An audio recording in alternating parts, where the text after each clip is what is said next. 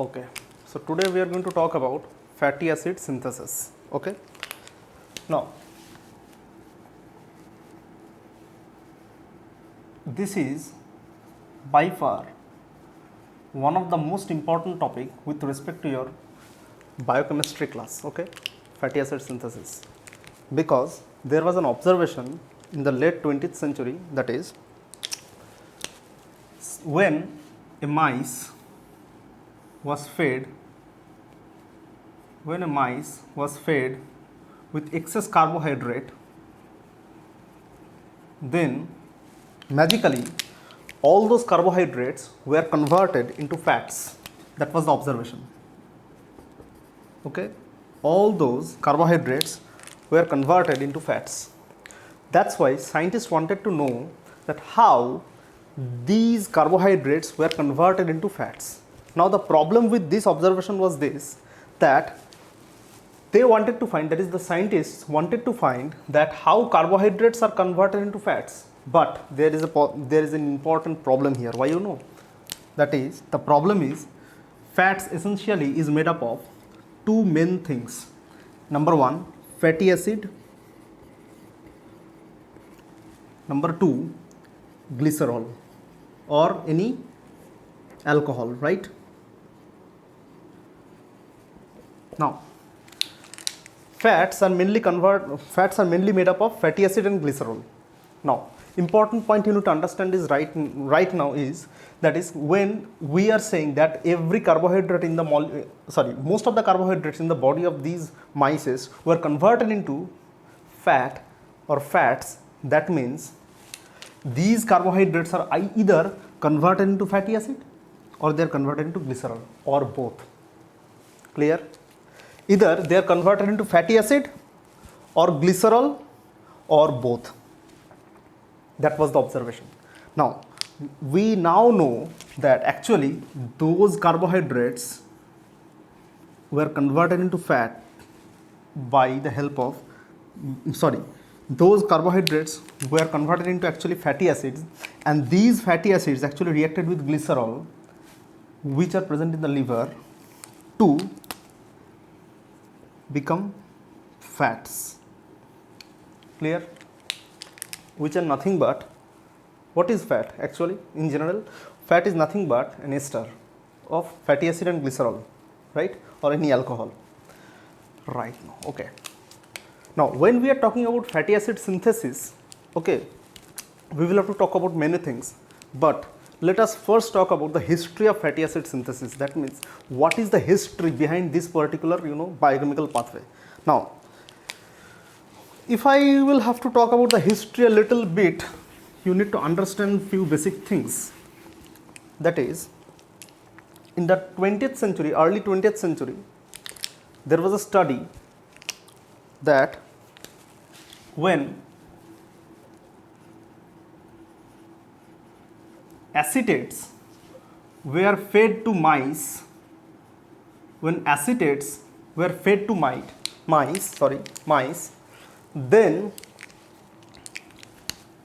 these acetates were found in the fats of mice. That means whenever you are feeding acetate to mice, then these acetates were found in the fat body of mice. Now, important point you need to understand is this: during the 20th century, the most important thing was actually radioactivity. So, what two scientists thought is, the name of those two scientists were Conrad Bloch, something like that, and another name of the scientist is David Rittenberg.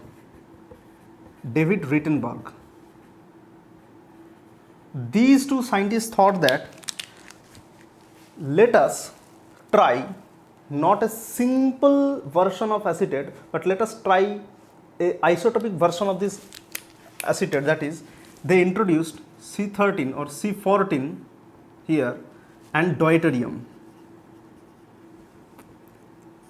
That means they introduced the isotopic version of hydrogen and carbon and later on they found out with the help of gamma counter, beta counter, scintillation counter, whatever it is, they found out that fat bodies of mice are giving out radiation.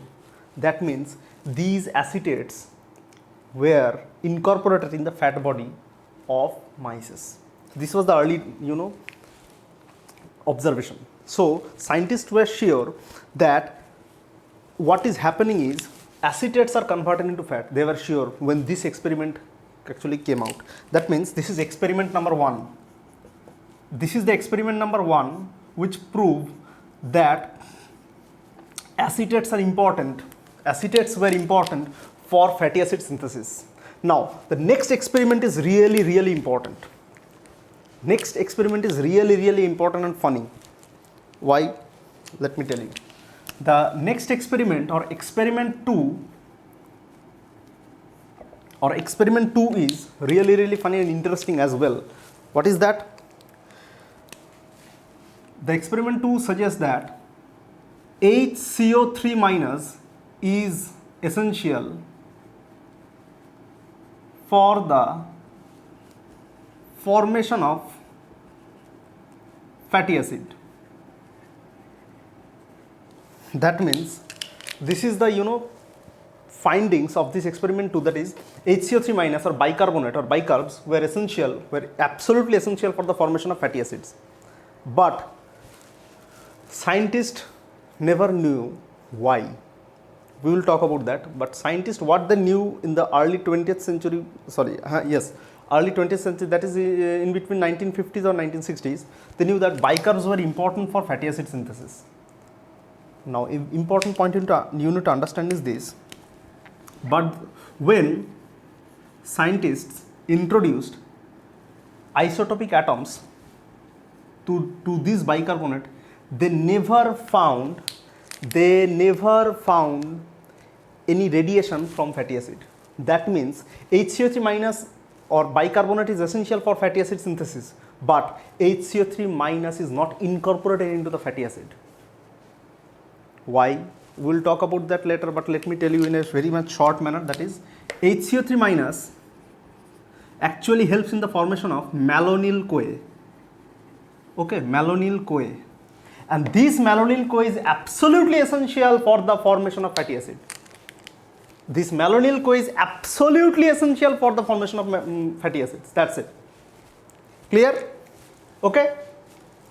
Now, you need to understand again many things, but first thing you need to understand is this, that bicarbonate is essential for the formation of fatty acid, but bicarbonates are not incorporated in the fatty acid itself.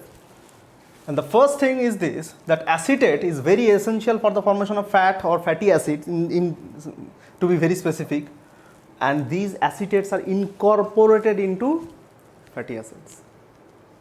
Clear? Okay. Now, we have discussed 2 experiments. Now, you need to understand very basic thing, that is, what are the steps required for the formation of fatty acid? The steps required are, listen, what are the steps required for the formation of fatty acid? Fatty acid.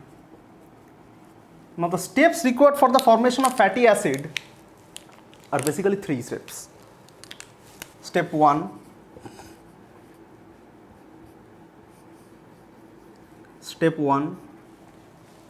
is conversion of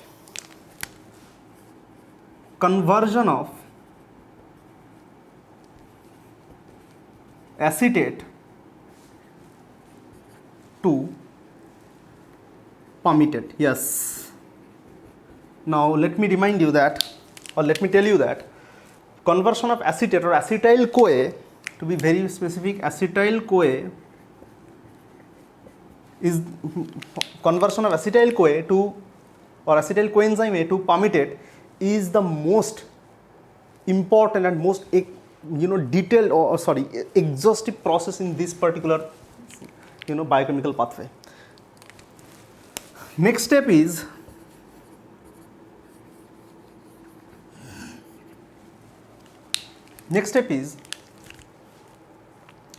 conversion of palmitate into other fatty acids, or elongation of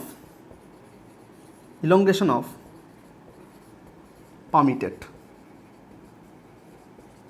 Okay, that is what body does is, or what your cell does is, actually they convert acetyl CoA into palmitate. Then from palmitate they actually add more and more subunits so that other fatty acids can be produced. That is, you should understand that palmitic acid or palmitate is the first fatty acid which is produced during fatty acid synthesis. Suppose you want arachidonic acid, that is arachidonic acid are 20 carbons. That means palmitate has 16 carbons. So you need 4 more carbons. That means 2 acetyl CoA is needed. That's it. Clear? That means what body does is, actually body converts acetyl CoA enzyme A to palmitate. Then from palmitate other fatty acids are produced. Now listen. And the step 3 is very, very important. Why? Listen. Step 3 is desaturation of fatty acids. Desaturation of fatty acids. That is, what do you mean by desaturation of fatty acids? Desaturation of fatty acids means adding double bond to the fatty acids. That means up to this step, up to step 1 and 2, you have produced saturated fatty acids. You have produced saturated fatty acid. But in the step 3, there is a probability, or there is a chance that you will be getting unsaturation or unsaturated fatty acids as well. Clear? So these are the basic 3 steps. Okay. Now, step 1 occurs in the cytoplasm. Clear? And step 2 and 3 occurs in Golgi body, endoplasmic reticulum and mitochondria. Clear? We will talk about these in details, but let us first discuss in detail step 1. Now we will talk about the conversion of acetyl CoA to palmitate. Okay. Now, if you want to really learn the conversion of acetyl CoA to palmitate, you need to understand that there are several steps associated with this single step. Okay, there are many sub steps or sub stages associated with this. So first of all, you will have to understand is conversion of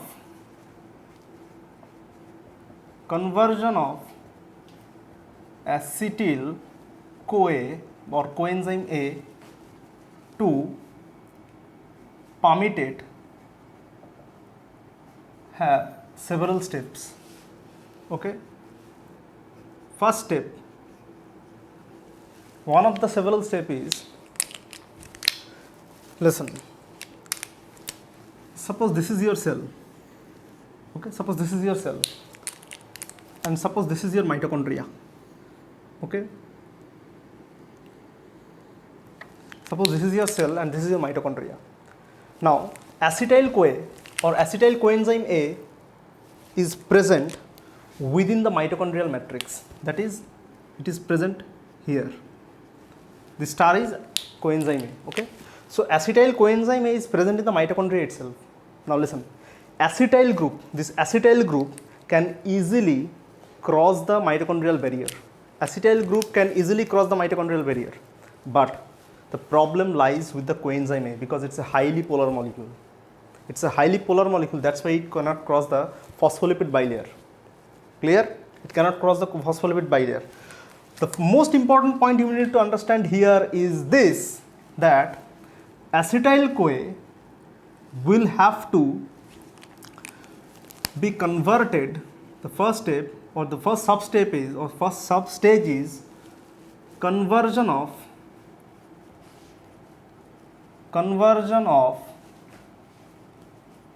acetyl coenzyme A to citrate. Okay.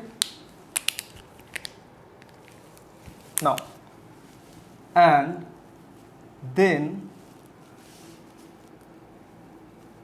conversion of citrate back to acetyl CoA. What? You're confused? No, don't be. Why? Mitochondria have specialized proteins or specialized transporter proteins which are essential for the transportation of citrate. Mitochondria have specialized proteins which can transport citrate back and forth, but they don't have any transportation molecule, transportation protein for the transportation of acetyl CoA. Therefore, acetyl CoA is converted into citrate first, then citrate, that means acetyl CoA is converted into citrate first, then this citrate comes out, and this citrate again is broken down, and acetyl CoA is again formed. That's it. That means the first important step we have already said that we need acetyl CoA or acetate molecules. Acetate molecules are coming from the acetyl CoA molecules. Now acetyl CoA molecules are present where? In the mitochondria. Now we will have to bring out this acetyl CoA, but they cannot come out because they don't have any specific transporter protein within the mitochondria. Then what we will have to do is we'll have to convert this acetyl CoA into citrate, and this citrate will come out. Then we will have to break down this citrate so that acetyl CoA is released again. Okay, so this is the first sub step in this particular step. This is step 1, right? This is step 1. Okay, this is step 1. Now, how we will do this? It's a very important and interesting part. Now listen. Suppose this is your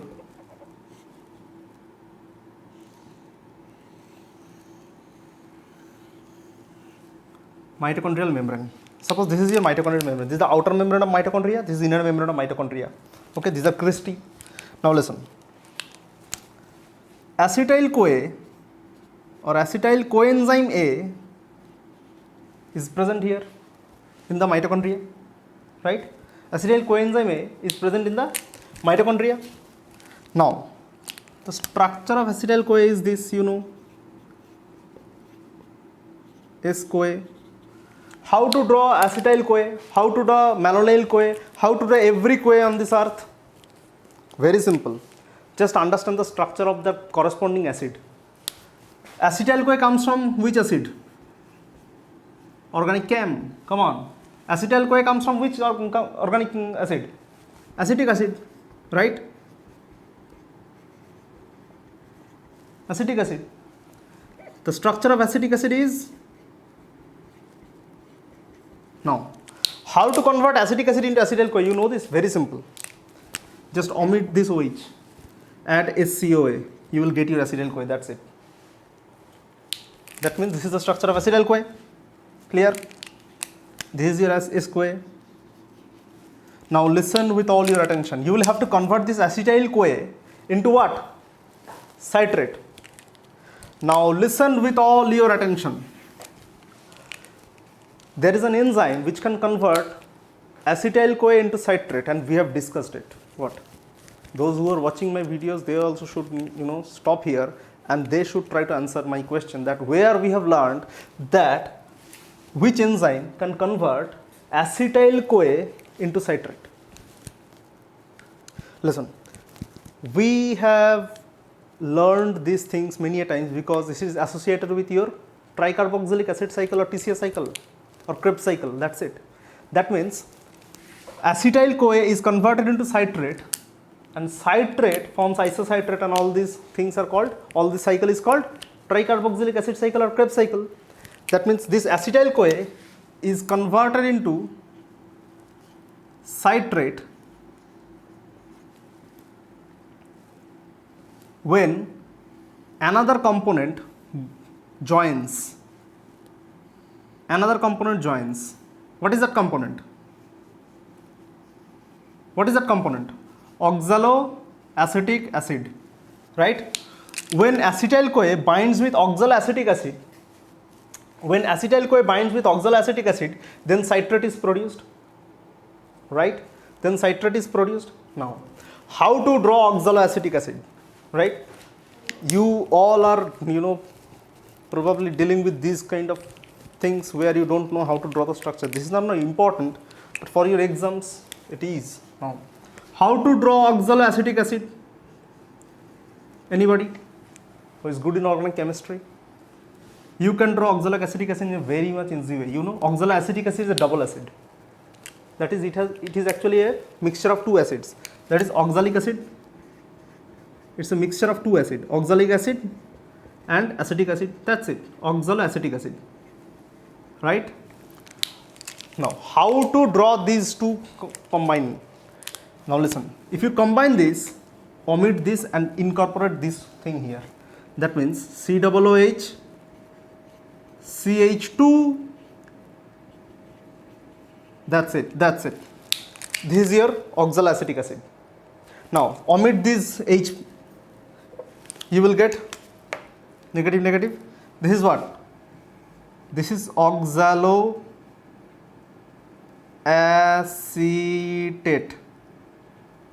This is oxaloacetate. Clear? This is oxaloacetate. Why it is oxaloacetate? Because it is a anion, right? This is not an anion, this is negative radical. What is the difference between ion and radical? Ion is a single molecule having a charge, right? Cation or anion. But radical means a group of atoms having a charge. Clear? So this is a radical, negative radical. Oxaloacetate is a negative radical. Now listen. So oxaloacetic acid or oxaloacetate, when actually combines with acetyl-CoA, then what happens? They will be forming citrate or citric acid, or this is also what? Citrate is what? Citrate is another radical, negative radical. Now, how to draw citrate? How to draw citrate? It's very essential for you people to understand how to draw a citrate molecule. Listen, citrate is coming from oxaloacetic acid plus oxaloacetic acid plus citrate is coming from oxaloacetate and acetyl-CoA. Citrate is coming from oxaloacetate and acetyl-CoA. Now, important point you need to understand here is this, that oxaloacetate and acetyl-CoA will combine now these two. Now, before combining these two, you need to understand a basic fact. You will have to make some changes in the oxaloacetate structure. Then only you can incorporate this structure into this. It's very simple. Now listen.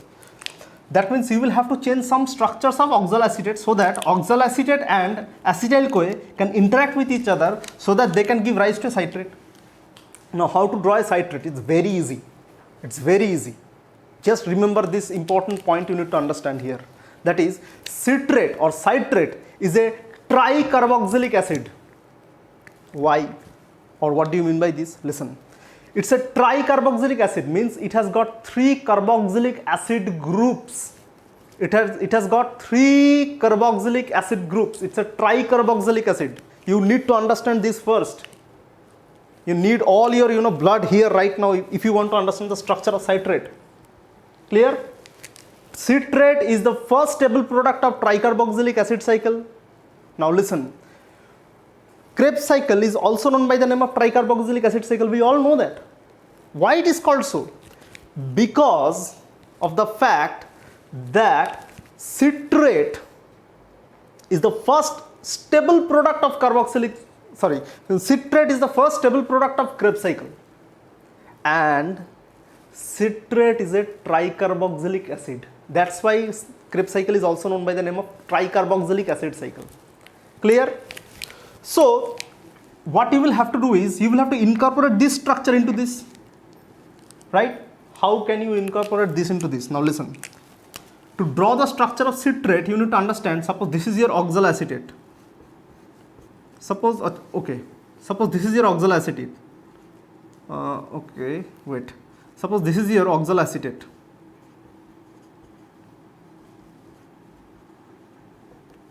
Suppose this is your oxaloacetate. Clear?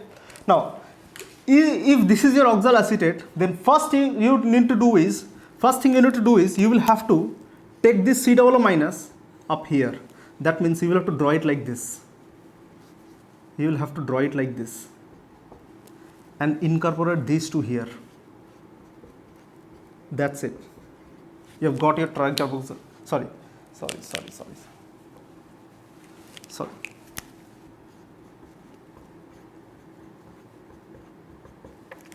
You have got your tricarboxylic acid cycle. That is, what you are doing is you are actually kicking out this S-CoA as CoAsh, and you are getting here is clear, and you are incorporating this like this. From where they are getting the hydrogen? One hydrogen suppose is coming from here. One hydrogen is going out, and this is the hydrogen, and CoAsh is going out. Okay. Whenever coenzyme A will move out, they will take hydrogen with them. They will move out as CoAsh. So CH2. So this is your CH2. This is your this thing. Okay. So let us check that whether we have drawn the citrate molecule correctly. Listen. Citrate has 3 carboxylic acid. 1, 2, 3. That's it. We have done right. It has got 3 carboxylic acid molecule. Clear? 3 carboxylic acid groups. Clear? Now, so we have converted oxaloacetic acid into citric acid or citrate, oxaloacetate into citrate by combining oxaloacetate with acetyl-CoA. It's clear? Now, citrate has been produced here. Okay, clear? Citrate has been produced here. Clear? Citrate has been produced here. Now, the first thing you need to understand here right now is this citrate, neither oxaloacetic acid or acetyl-CoA have the power, have the transporters to come out, but this citrate has. Now listen, citrate is a negative molecule. It's a negative radical. Why? There are 3 negative charges, sir. There are 3 negative charges. That means citrate is a highly negative molecule.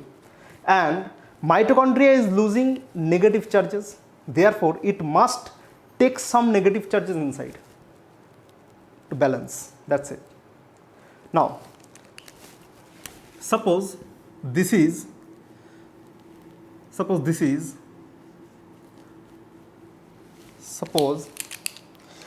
the transporter molecule. Okay, this is the transporter molecule.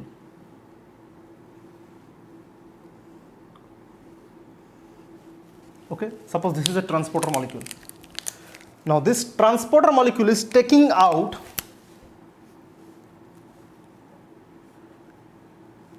giving out citrate.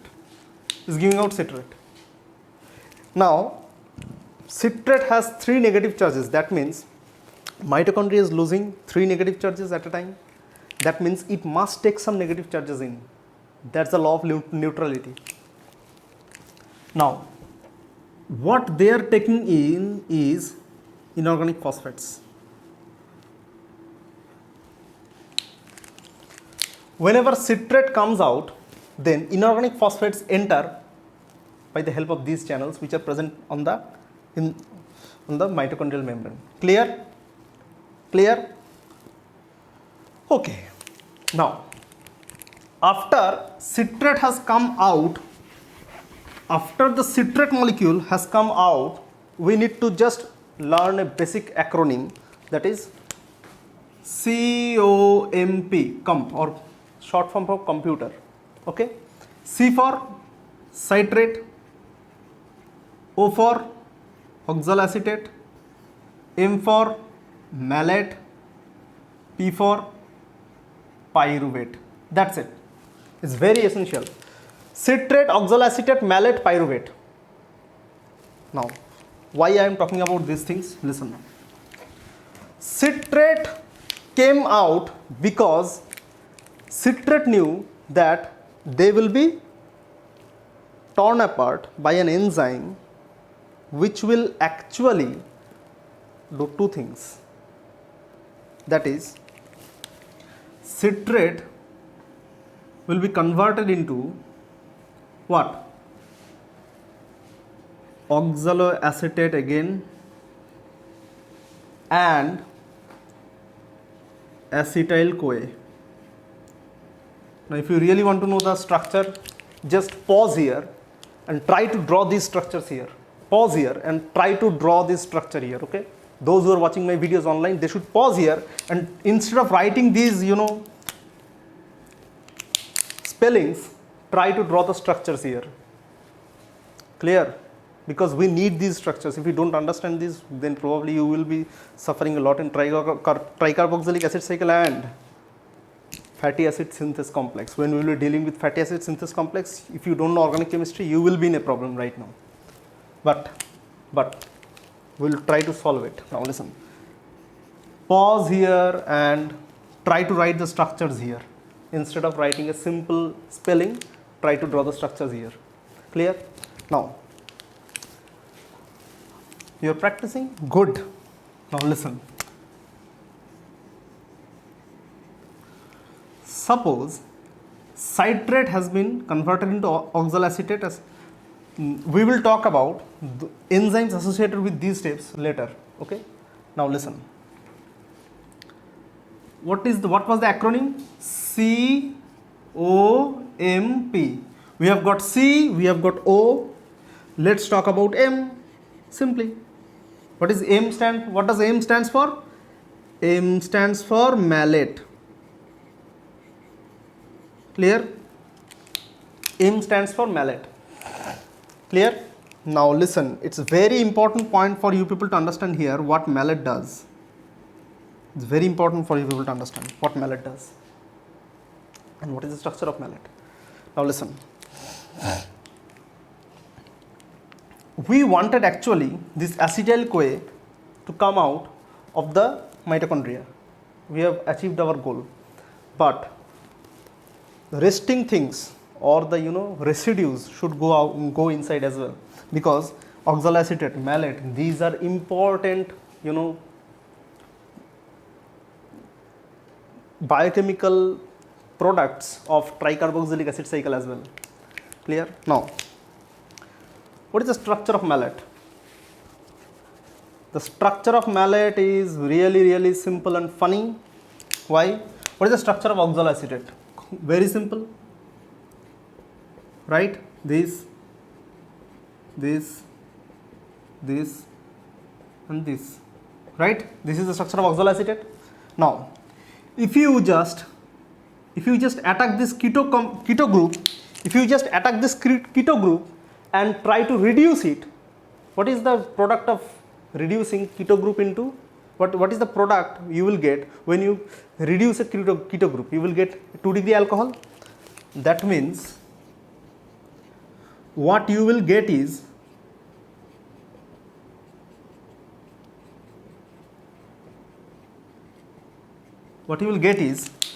two hydrogens are getting added. Right? When you want to convert oxaloacetate into malate, 2 hydrogens are being added. Where? To this particular group. Right? Now listen. This is called malate or malic acid. Okay, malate. Now very important point you need to understand here as well. There is another protein.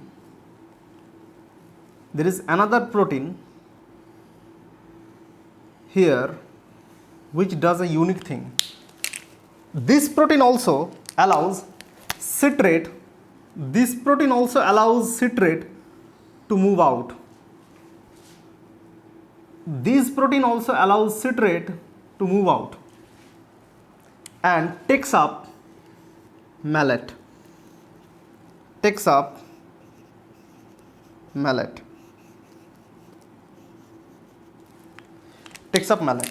Clear? This protein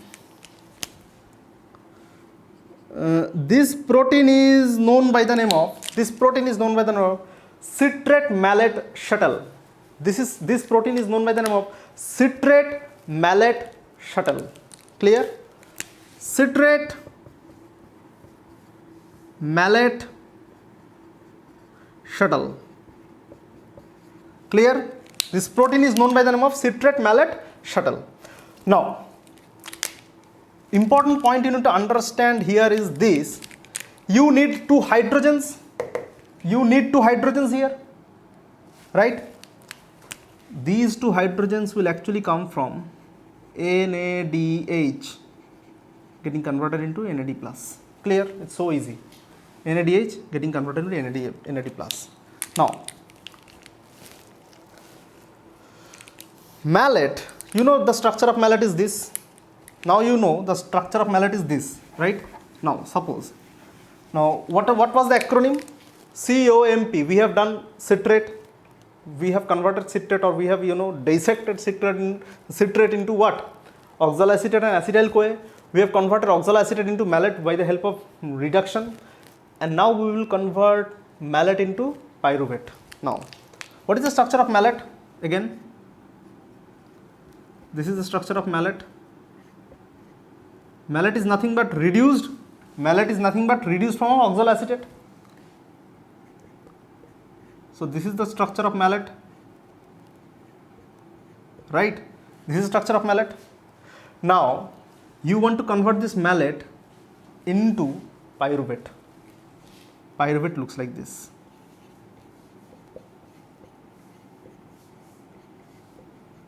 Pyruvate looks like this.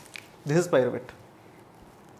Now, if you want to convert this thing into pyruvate, you need to do two things. First, you will have to take this carbon dioxide out, and you will have to take these hydrogens out. That's it.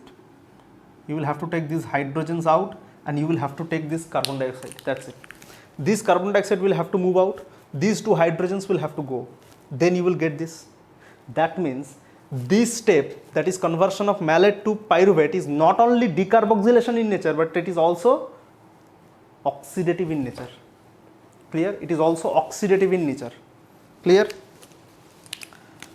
Now, to convert this malate into this pyruvate, you need two things, two hydrogens. Now listen, to take up these hydrogens you need what? NAD plus, and they will be converted into NADH, to NADH, right? And this carbon dioxide will be moving out.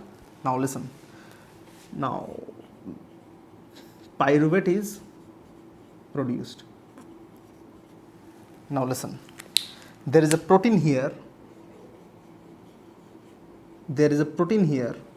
which help this pyruvate to move in.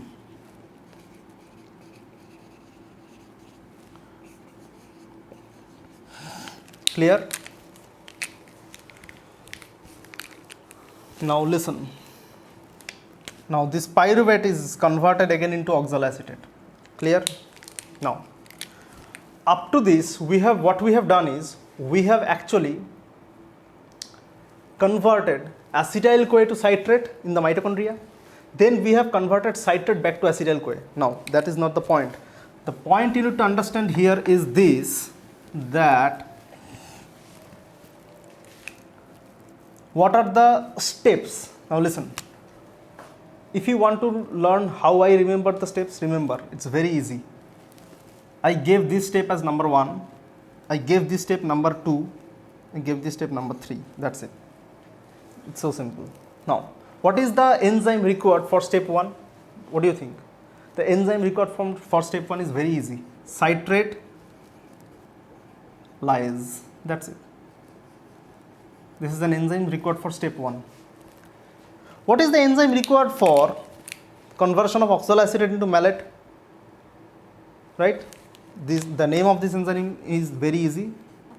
Malate dehydrogenase. Clear? What is the enzyme required for the conversion of malate into pyruvate? Malic enzyme.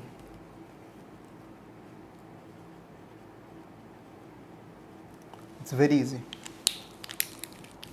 That's it. Now, what is the enzyme required here? What is the enzyme required here? Now listen.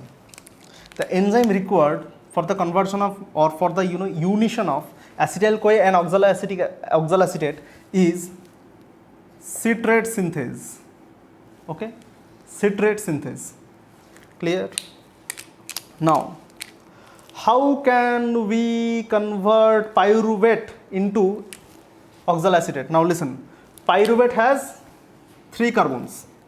This is pyruvate. Oxaloacetate has 4 carbons.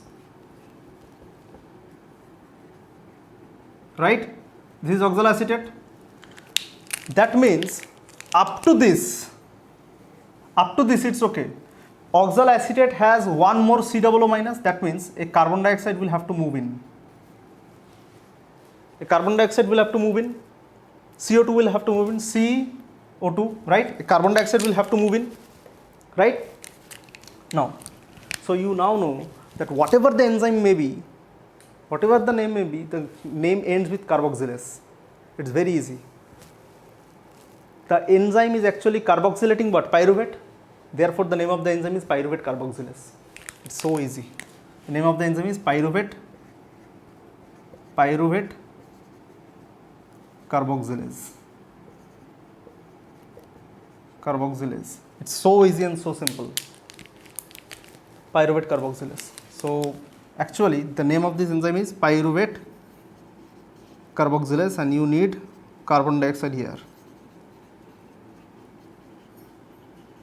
Clear? Clear?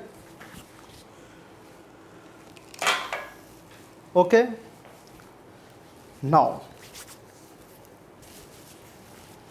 so we have successfully converted acetyl CoA to citrate,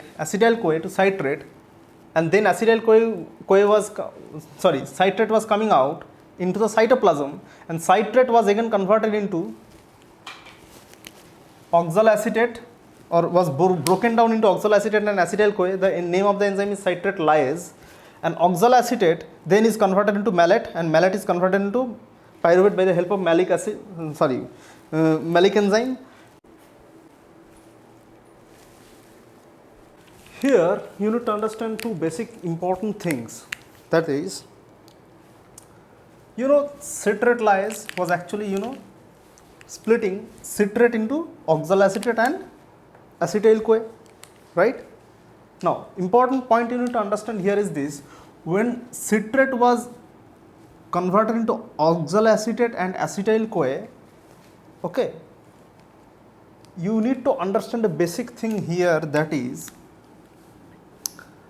citrate lyase requires a very important thing, that is ATP, and it is converted into ADP.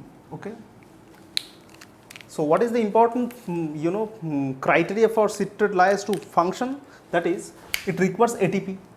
Okay. Now, important point here you again need to understand right now, that is, there is another enzyme in this particular topic where ATP is absolutely essential. Can you name that? Where ATP is absolutely essential? Yes, anyone? First of all, you need to understand that this is a biochemistry class and you are talking about absolute rubbish things. What is the most important thing you need to understand here is this, that where ATP is required. First is citrate lyase. Now, the second point, or the second part where you need ATP is, now the second place where ATP is absolutely essential is this enzyme, pyruvate carboxylase requires ATP. Clear? And it converts ATP into ADP. Okay, it is absolutely essential for pyruvate carboxylase to work. Okay, ATP is the most essential portion of this particular enzyme. Okay, now, so there are 2 areas where ATP is required. Now remember this, whenever you are talking about citrate shuttling principle, you need to understand there are 2 places where ATP is required, and there are 2 places where CoH will be removed as well as added. or at one place there will be removal of CoH, and at one place, at another place there will be addition of CoH. That means whenever citrate is broken down into oxaloacetic acid and acetyl CoA, then it requires, or then a CoH is added. Okay, then a CoH is added. Clear? Because you need it here. Why? Because the structure of acetyl CoA is this. Now listen, coenzyme may always enters any particular carbon moiety as CoH. Okay. Now here acetyl CoA is converted into citrate when it combines with oxaloacetic acid, right? And the main enzyme is citrate synthase. Now here CoH will go out. Okay. These are the two important points you need to understand here. Here CoH will go out, and here you will have to add CoH. Clear? So this was your citrate shuttling system to take out acetyl CoA into cytoplasm. So now we have acetyl CoA in the cytoplasm itself, right? Now we were actually talking about step 1, that is conversion of acetyl CoA to palmitate. What was the substage? Stage 1 was conversion of acetyl CoA to citrate, and then from citrate to acetyl CoA in the cytoplasm. Now we will talk about the second stage, substage. Okay, second substage, that is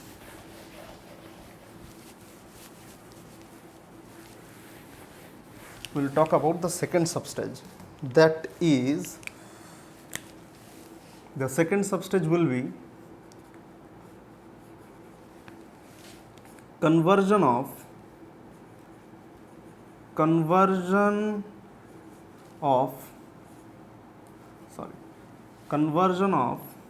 acetyl CoA to malonyl CoA. Conversion of acetyl CoA to malonyl CoA. Clear?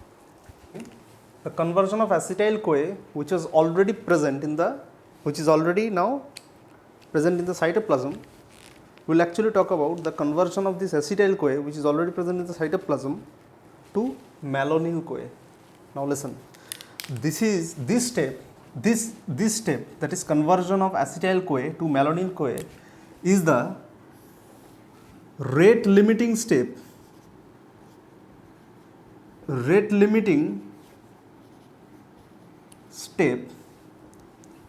in fatty acid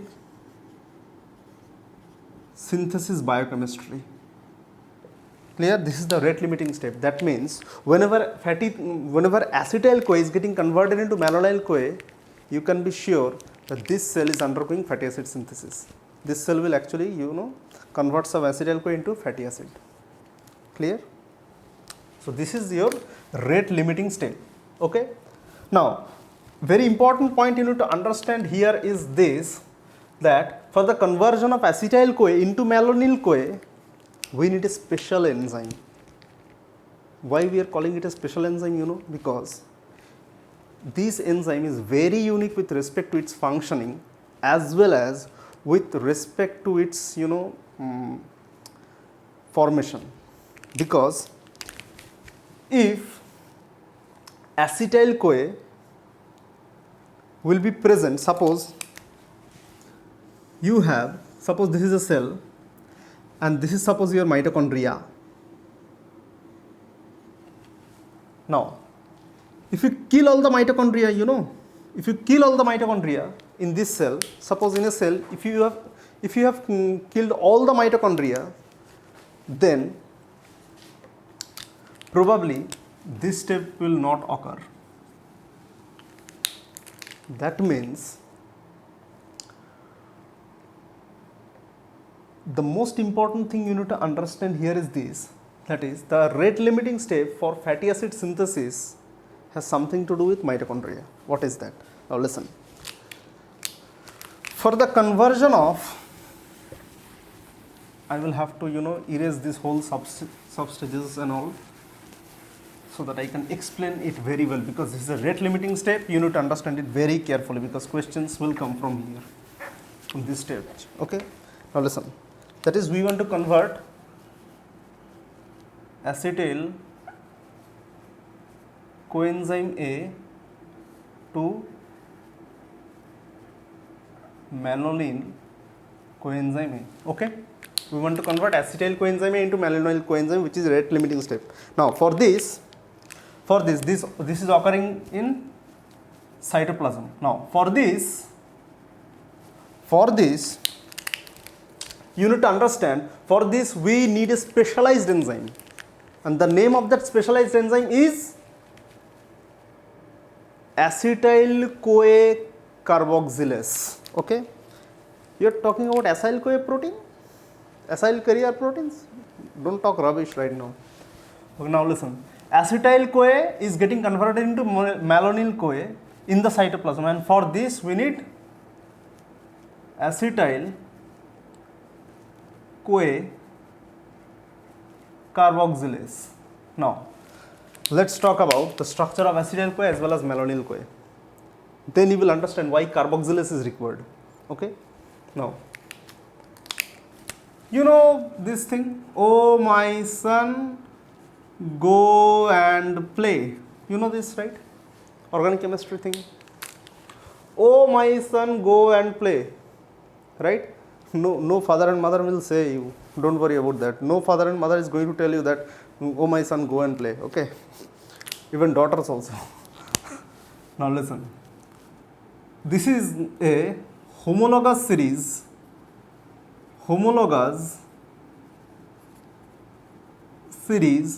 for dicarboxylic acid. That means what? That means, suppose this is oxalic acid. Now if you want to convert oxalic acid into malonic acid, what you will have to do, this is malonic acid. Okay, O for oxalic acid.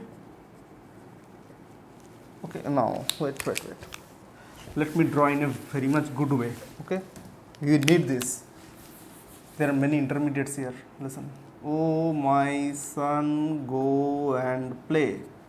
O for oxalic acid. Clear? Oxalic acid. Now this. Okay, now listen, M for malonic acid, S for succinic acid, G for glutaric acid, not glutamic acid. Glutamic acid is an actually amino acid. A for adipic acid, P for pimelic acid. We don't need these things, but we need these things: oxalic acid, malonic acid, and succinic acid. Now listen.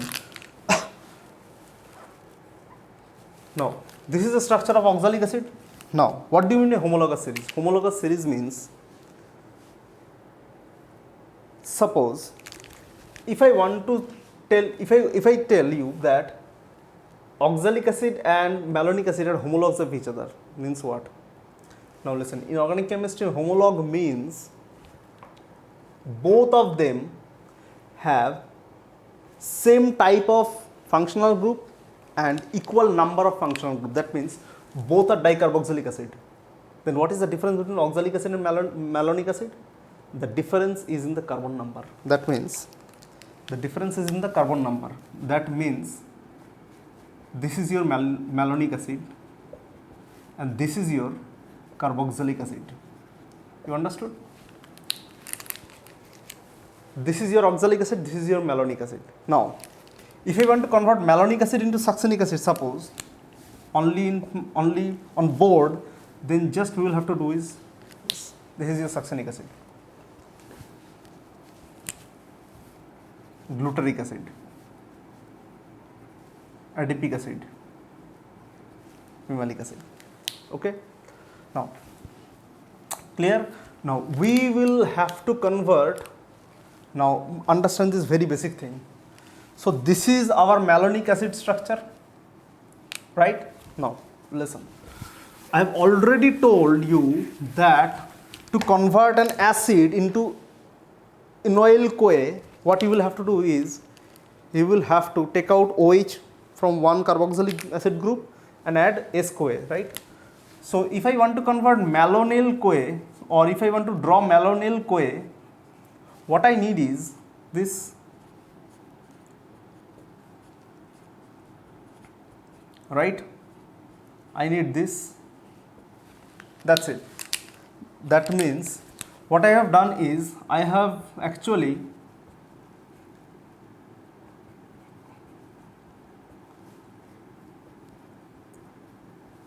I have taken out this oxygen and I have added S CoA to it. Okay, that's it. This is your malonyl CoA. Now let us draw the structure of acetyl CoA.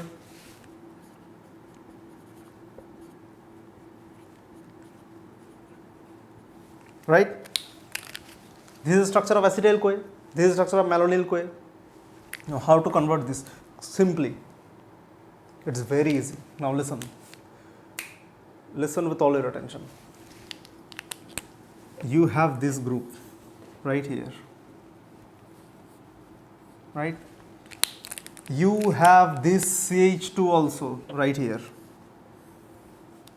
What you need is you need an extra CO2.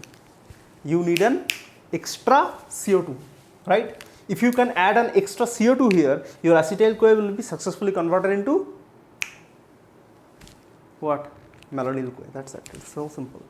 Now, on board it is so much simple, but in our body it's not that much simple, sir. Whenever we talk about acetyl CoA carboxylase enzyme, there are many things associated with it. Okay. Actually, there are two types of acetyl CoA carboxylase.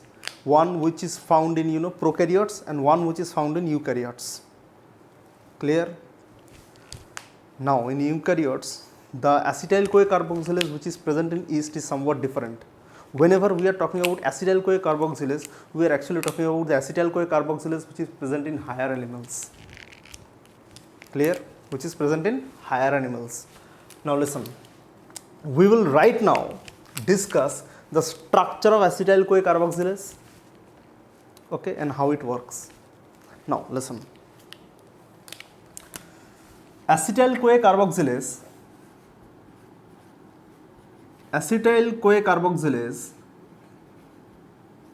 is a very mysterious, enzyme. Why? Because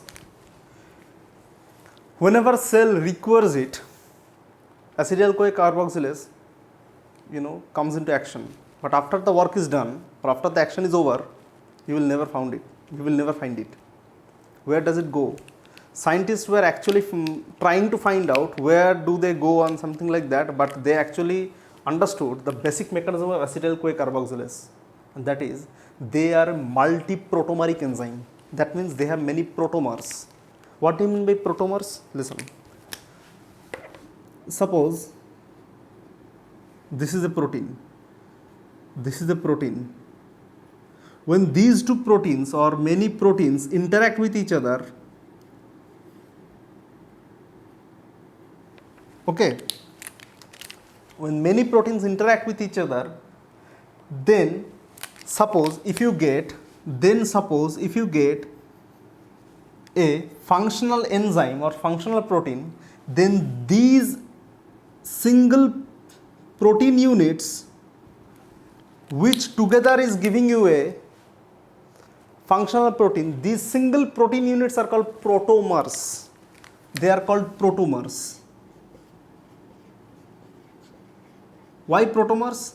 Because they are actually protein monomers, like polymer monomer, they are acting like protein monomers, that's why they are protomers.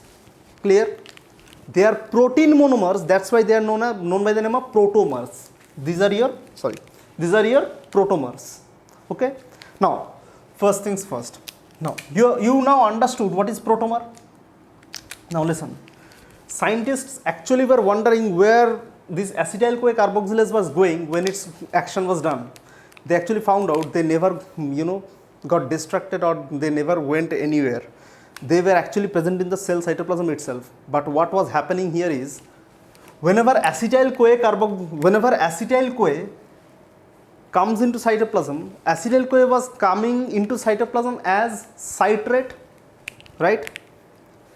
In the mitochondria, acetyl-CoA unites with oxaloacetate. Then they were coming out by the help of citrate malate shuttle and citrate inorganic phosphate shuttle, right? Then whenever this citrate jumps into cytoplasm, whenever this citrate, remember this for your entire life, whenever this citrate jumps into cytoplasm, then a very important thing happens. Listen, whenever suppose this is your cell, whenever the citrate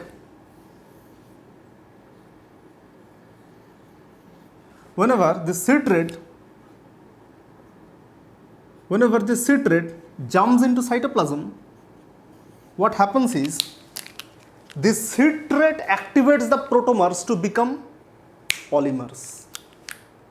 The citrate actually activates these protomers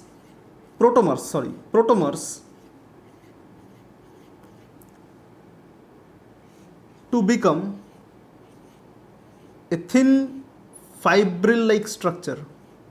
Yes, they literally become a fibril-like or thread-like structure. These protein protomers, or these acetyl-CoA carboxylase protomers, become a fibril or thin, fiber-like structure. Clear? And you can actually crystallize this protein and see it under an electron microscope. Yes. Clear? So whenever citrate jumps out, citrate is broken down into acetyl-CoA, right, and oxaloacetate.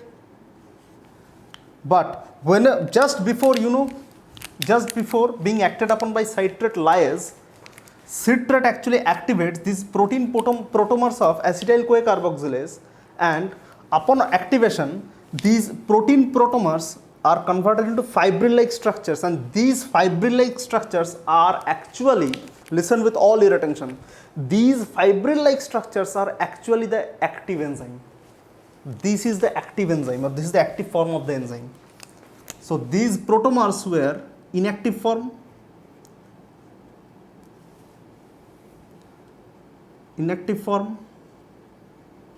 and this is your active enzyme.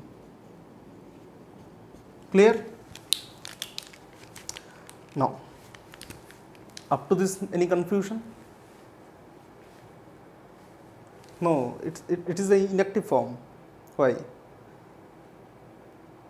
Special? No. Oh, what you are telling is these protomers will interact with each other with the help of peptide bonds. Probably you don't know what is the structure of proteins, how proteins are formed. This is no covalent interaction. What you are telling is rubbish. If I tell you right now that alpha and beta chains of hemoglobin, does they have any peptide bonds? No, right? But still they are together all the time. Why? Because of covalent and non-covalent interactions. Similarly, these non-covalent interactions increases when citrate is there in the cytoplasm. Clear? Now, okay. Now you need to understand another thing. Now, so we have got a active enzyme right now, but we want something. You know what is that? That is, we want a very important thing here. That is, we want this carbon dioxide, right? We want this carbon dioxide. Now listen with all your attention possible on this earth. Okay, now suppose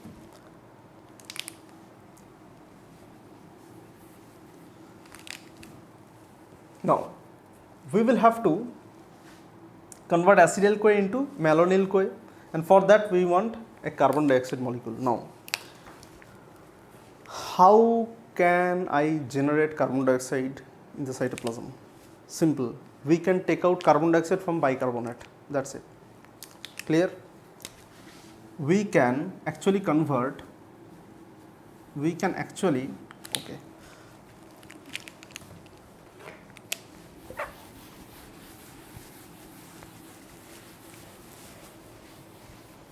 Now listen, we can actually convert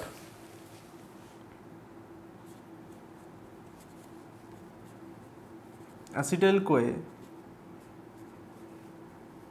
to malonyl CoA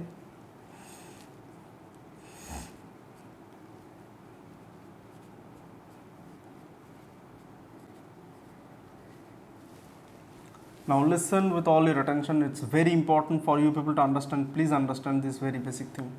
Okay, so this is acetyl CoA, this is malonyl CoA, and for the conversion of acetyl CoA into malonyl CoA you need a very important thing, that is carbon dioxide, and this carbon dioxide will be supplied by HCO3 minus bicarbonate, and the enzyme is acetyl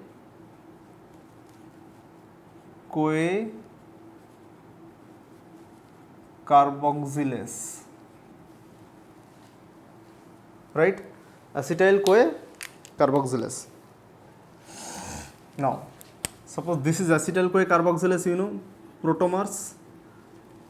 When citrate acts on it, by the action of citrate,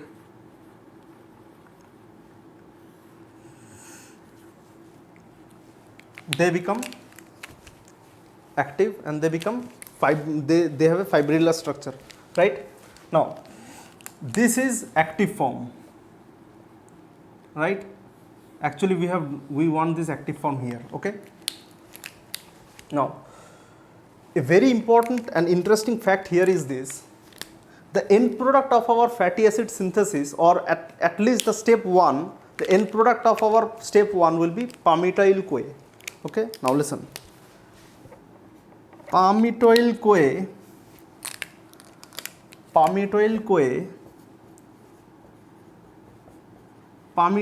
CoA, which is the end product of our step 1, will actually inhibit this fibrillar structure formation due to protomer arrangement. That means what? Listen with all your attention. For fatty acid synthesis we need excess amount of ATP, and how can we know that our cell has enough ATP? Because the concentration of citrate is high. When will the concentration of citrate will be high? When the concentration of citrate will be high in our cell? When Krebs cycle is about to begin. That means more and more ATP will be produced right now. Another thing, palmitoyl CoA inhibits this process. Why? Because it's a feedback inhibition. Clear? It's a feedback inhibition. Okay, now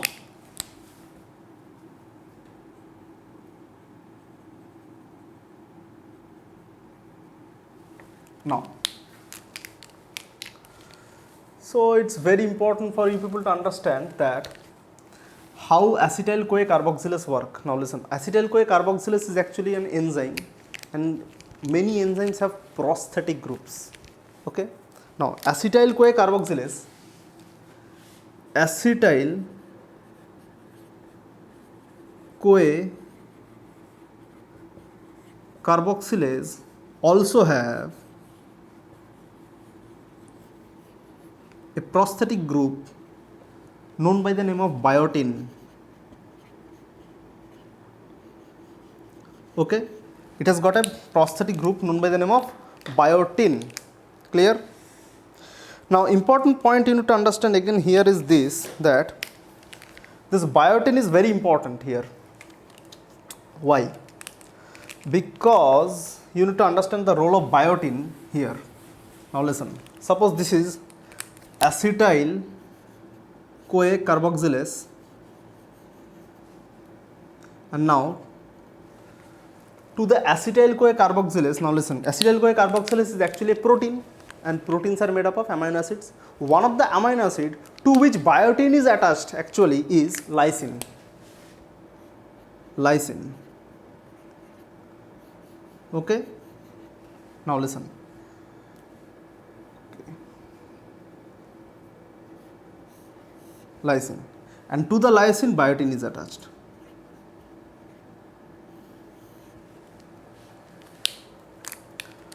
Actually what happens is this, that when acetyl CoA carboxylase,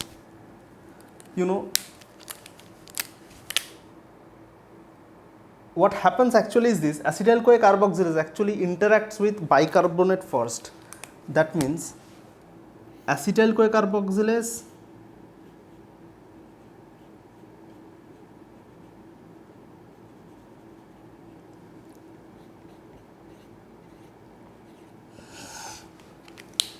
clear? Acetyl CoA carboxylase plus lysine biotin, and now listen. Now what happens is this, that this whole thing is now like this. Acetyl CoA carboxylase, this is lysine, okay, this is lysine, this is your biotin, this is your biotin, and to this biotin carbon dioxide is attached. To this biotin carbon dioxide is attached, and when this whole thing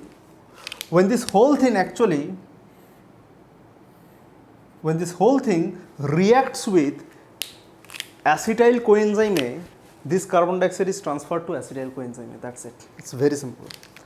Now to this, with this whole thing, acetyl coenzyme A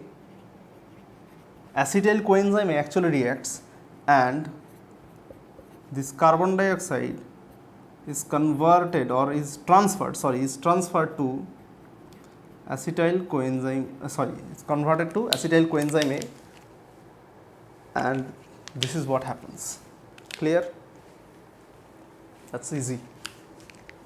Okay? Clear? Now we will be talking about the hormonal regulation of acetyl CoA carboxylase or ACC protein. Clear? Now before discussing the hormonal regulation of this particular protein, that is acetyl CoA carboxylase, I have forgotten one thing, that is this conversion of acetyl CoA into malonyl CoA with the help of acetyl CoA carboxylase is an ATP dependent process. Okay, here. Okay. Now another important thing you need to understand here is this: acetyl CoA carboxylase, when these protomers combine, they form two fibrillary or filamentous structures. That is, there are two fibrillary or filamentous structure. These two together is actually active, acetyl CoA carboxylase. Okay. Now we'll be talking about the hormonal regulation of acetyl CoA carboxylase. Now, whenever we are talking about hormonal regulation with respect to body, two things or two hormones comes into our mind, that is insulin and glucagon, right? Now, it's a very basic thing you need to understand today is this, that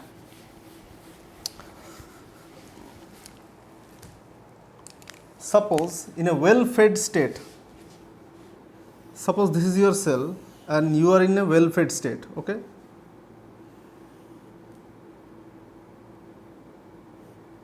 Suppose this is your cell and you are in a well-fed state. Now, insulin, comes here. Now, Insulin through multiple pathways actually activates a protein called phosphatase. Phosphatase.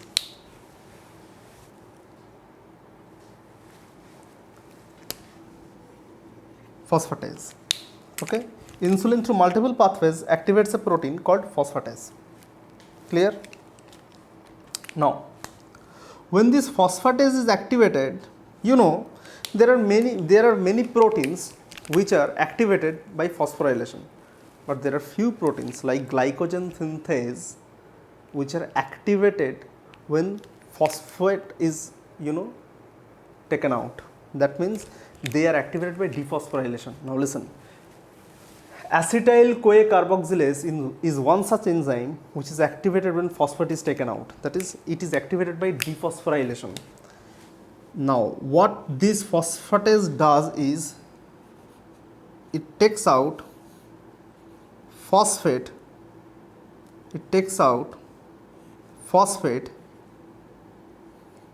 from acetyl CoA carboxylase. Clear? It takes out phosphate from acetyl CoA carboxylase. Okay? And that's why in presence of insulin or in a well-fed state, acetyl CoA carboxylase becomes active and malonyl CoA is formed. Clear? Leading to fatty acid synthesis. That's why carbohydrate rich meals will make you a fatty person, because it actually activates insulin and insulin activates acetyl CoA carboxylase. It's so simple. Okay. Now, what happens when you have a deficit of calorie intake? What happens? Suppose you are eating a low calorie diet, which is dieting. Dieting doesn't mean that you will have to stop your carbohydrate intake. Okay. It means you will have to take your carbohydrates in a constrained manner or in a insufficient manner. Now, when you are taking calorie deficit diets, what happens is actually glucagon is secreted. Okay, when glucose is gone, glucagon comes. Okay, this glucagon actually, what it does is, glucagon through multiple pathways phosphorylates ACC. Phosphorylates ACC. Okay, and therefore during not so well fed state or calorie deficit state, acetyl CoA carboxylase is inhibited. And therefore no fatty acid synthesis occurs. Therefore fat in your body, there is no preparation or production of fat in your body. Clear? Clear? This is the basic concept of dieting. Okay, clear? Now we will convert this malonyl CoA. Now we will convert this malonyl CoA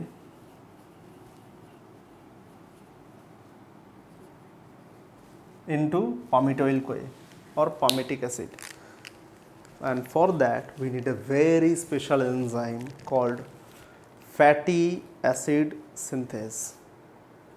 Now we are going to discuss about fatty acid synthase. Clear?